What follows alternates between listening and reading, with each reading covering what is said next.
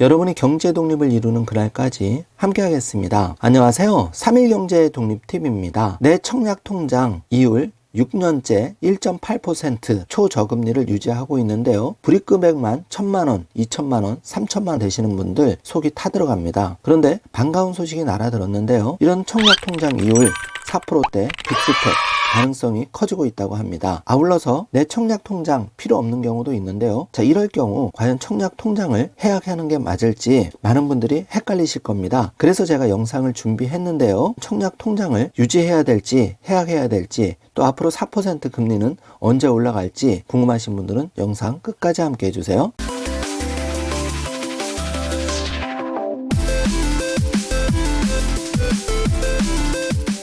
자, 그럼 바로 시작합니다. 먼저 기사 내용을 살펴보면 1.8% 초저금리 청약 통장 이율이 빠르면 한 달 내 이자율 고시를 한다고 국토부와 기재부가 상향 수준을 협의 중이라는 반가운 소식이 날아들었는데요. 현재 전국 2,851만 명이 가입한 국민통장, 바로 청약 통장인데요. 이 이자율이 6년 3개월여 만에 상향될 예정이라고 합니다.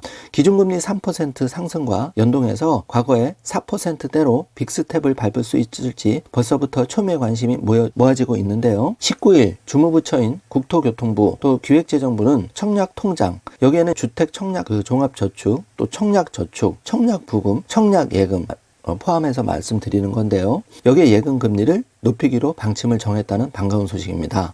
상향 수준을 현재 조율하고 있는 상황이라고 하는데, 주택 청약 통장의 예금 금리는 국토부 그리고 기재부의 협의를 거쳐서 사전 규제 심사, 행정 예고, 국민주택기금 운영위원회의 심의를 거쳐서 국토부 장관이 최종 고시한다고 합니다. 국토부 관계자는 상향 방침이 정해지면 행정 절차에 한 달이 소요된다고 하는데, 상향 수준에 대한 입장 차이를 조율하고 있다고 밝혔습니다. 연내 청약 통장의 이율 상향이 현실화될 전망이라고 하는데, 원희룡 국토부 장관도 앞서 국토위 국정감사에서 청약 통장 이자율 인상을 적극 검토하고 있다고 밝힌 바가 있는데요. 최근에 1.8% 초저금리가 5% 정기예금과 상대적으로 비교되면서 많은 이슈를 끌고 있습니다.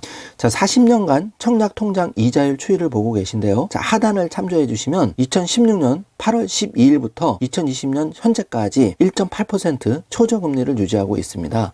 이게 하루빨리 4%, 5%로 인상이 되어야 되는데요. 한국은행 기준금리도 현재 3%입니다. 현 기준금리 3%에 과거 청약통장 이율을 연동시켜 보면 4%로 2.2포인트 상향돼야 한다는 건데요. 12년 7월 10일 한국은행이 기준금리를 3.25%에서 3%로 낮출 당시 청약통장 이자율이 3.5%였습니다. 같은 해 12월 21일 4%로 0.5%는 낮춰졌지만 2013년 7월 12일까지는 4%를 유지했는데요. 실제 지난 40여 년간 청약통장 이자율 추이를 보면 상승기엔 이자율이 한 번에 2% 상향되기도 했습니다. 그리고 92년 7월에는 8% 금리가 10%로 2% 껑충 올라간 적도 있는데요. 그래서 이번에 기대가 큽니다. 자, 여러 가지 헤드라인 기사를 살펴보면 청약통장 해지하는 사람도 늘고 있고요. 미분양의 청약통장 무용론도 늘어나고 있습니다. 이제 청약통장 매력이 없다는 기사 속보도 나와 있고요. 또 청약통장 가입자 수가 석자할 때 줄어들다 보니 집 살 일도 없는데 통장을 깬다는 얘기도 나오고 있습니다. 메마른 매수 심리에 청약통장도 찬밥, 이런 이제 기사도 쏟아지고 있는데요. 자, 분양받아서 내 집 마련을 포기하는데 과연 청약통장 계속 유지해야 할까? 많은 분들이 헷갈려 하십니다. 자, 그래서 제가 요약 엑셀 자료를 한번 만들어 보았습니다. 여러분 케이스 바이 케이스지만 요 내용을 보시고 내가 과연 청약 통장을 계속 유지해야 될지 해지해야 될지 한번 잘 판단해 보시기 바라겠습니다. 다년간 제가 금융인으로서의 경험 또 상담 경험을 가지고 여러분께 말씀드리는 겁니다. 자, 과연 내 통장, 청약 통장 해약해야 될까? 첫 번째, 청약 통장 해약 검토하는 분들이 늘어난 이유는 집값 폭락 또 청약 열기 급냉, 여기에 따른 청약 통장 필요성 감소 때문인데요. 거기에다가 기름을 부은 게 6년째 1.8% 초저금리, 1,000만원, 2,000만원, 3,000만원 하시는 분들 정말 뚜껑이 열리고 있습니다. 그리고 세 번째, 집을 한 채씩 보유하신 분도 있는데요. 이럴 경우에 과연 청약 통장이 필요한가? 이런 분들 많이 계시죠. 그래서 솔루션을 한번 본다면은 이렇게 하는 경우도 있는데요. 각자 사정이 다르니까요. 예를 들어서 청약 금액을 낮추는 방법이 한 가지 방법입니다. 그리고 불입을 정지하는 방법도 하나의 방법인데요. 자, 이런 경우에는 내가 청약 통장을 유지하고는 싶지만 계속 불입하는 것이 부담되는 분들, 이런 경우에는 지금 청약 불입 금액은 2만 원에서 50만 원까지 내가 선택할 수가 있습니다. 종전에 금리가 좋을 때는 50만 원 최대 금액까지 납입하시는 분도 있었지만 이렇게 초저금리가 유지된다면 정부가 4% 5% 올려주지 않는다면 이미 1,000만 원, 2,000만 원 불입하신 분들은 잠시 금액을 낮추거나 정지하는 것도 한번 고려해 보시면 좋을 것 같습니다. 정답은 없는데요. 현재 내가 7%대 고금리 마이너스 통장을 쓰고 있다면 1.8% 초저금리 청약 통장을 담보로 해서 예금담보대출을 받아서 마이너스 통장을 일부 메꾸는 것도 금리 면에서는 유리할 수 있습니다. 추가 집장만 계획이 없다면 해약도 검토하실 수 있는데요. 이 해약만큼은 매우 신중하게 결정하셔야 됩니다. 그 이유는 이미 여러분이 청약 통장을 5년, 10년, 15년 이렇게 장기적으로 불입을 해와서 이미 1순위 자격을 다 유지하고 계신데